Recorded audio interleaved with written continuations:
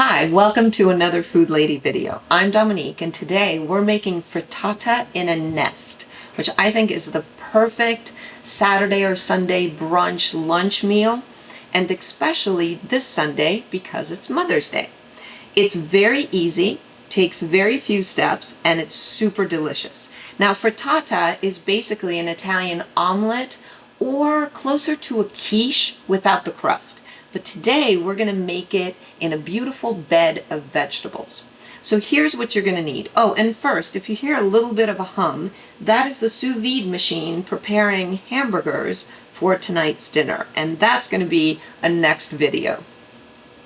What you need for the frittata in a nest. First of all, what you're going to nest it in. And what I do it in is sea beans or sea asparagus. There's a lot of different ways that it's been called. It is a succulent vegetable that grows in sea marshes, so it has a very salty, briny taste. It's wonderful. You actually boil it a little bit first to get rid of some of that salt. Oh, the sous vide is at temperature. That's what the beep was. Now, if you don't have sea beans in your local grocery store, then you can use broccoli rabe or chopped spinach. And if you have seen sea beans before and have never used them because you're like, what the heck is this? Buy them, use them, they're amazing.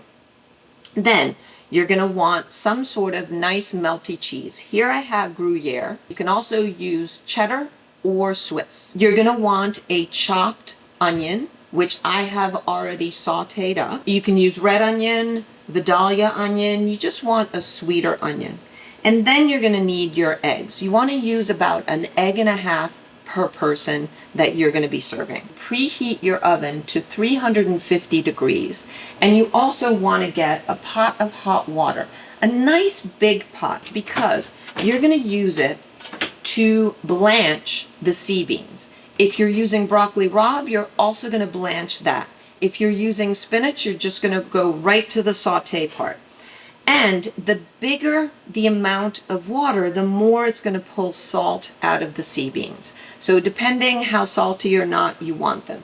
I usually do, you can see the size of that pot to the amount of sea beans that I have. In terms of amounts, I told you on the eggs, for 5 eggs, I'm using 3/4 of a cup of shredded cheese and a medium onion. So you can go with those quantities. So what you want to do is put in your onion. I sauteed it and I let it cool so that it doesn't cook the eggs if I'm putting hot onion in there. Okay. Then we put in the eggs and we mix that up together. And then put in your cheese. Now, a lot of people think frittata, ooh, I've heard that's difficult. You have to flip it.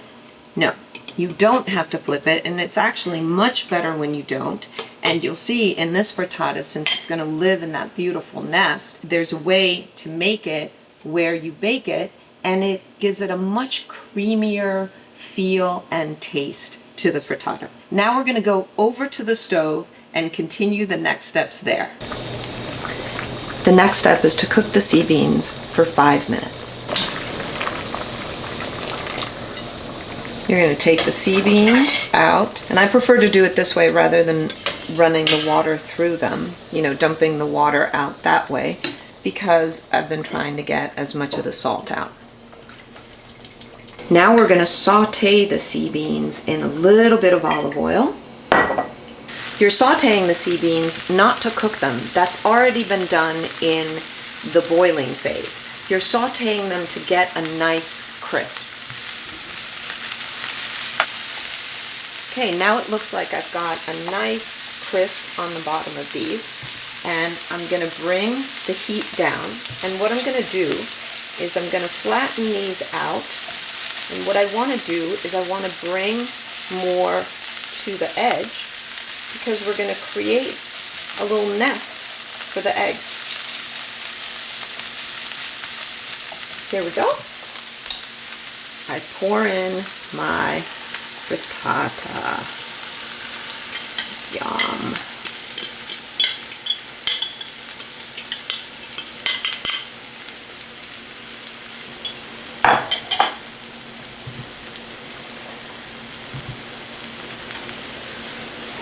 You want this at a medium heat and cover it. When the eggs have cooked for 2 minutes so that they have a nice crisp on the bottom. Yep, and I see that starting to be created. Then you're going to take the whole frittata uncovered and you're going to put it in the oven at 350 degrees.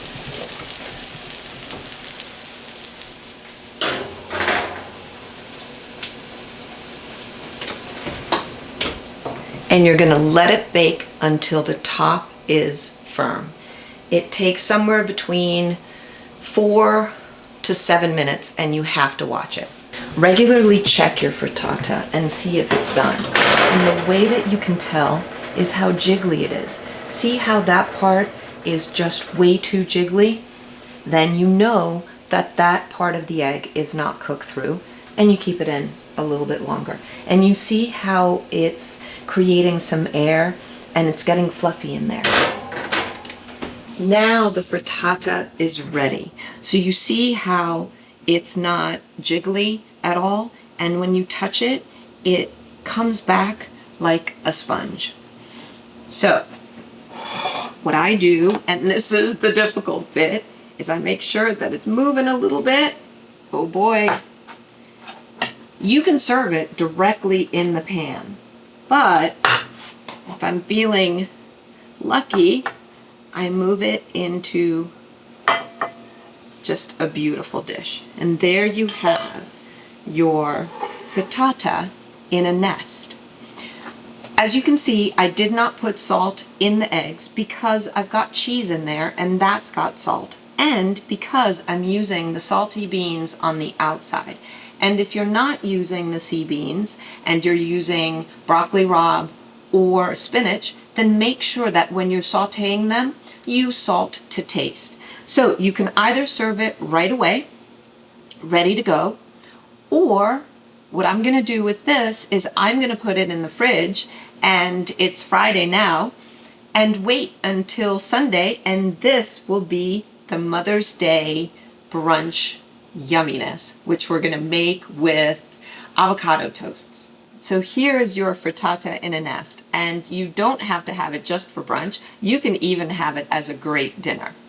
Let me know how it went for you, if you've ever used sea beans before and in what.